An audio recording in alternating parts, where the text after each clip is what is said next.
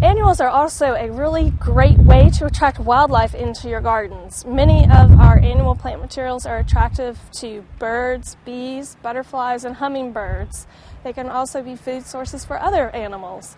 In order to use these kind of plants to attract wildlife, we recommend planting them in large swaths of a similar plant. So you might plant all of just one variety, and we find that that's particularly inviting to hummingbirds because they'll come and they'll visit the same flowers over and over and over again. So for attracting butterflies to your garden, you want to look for plants that have a great landing pad for your butterflies. Anything that has a daisy shape or has a large cluster of flowers that they can land on, and they'll nectar from each one of those little individual flowers, and then they'll move on to the next plant. Bees are also very important to our gardens.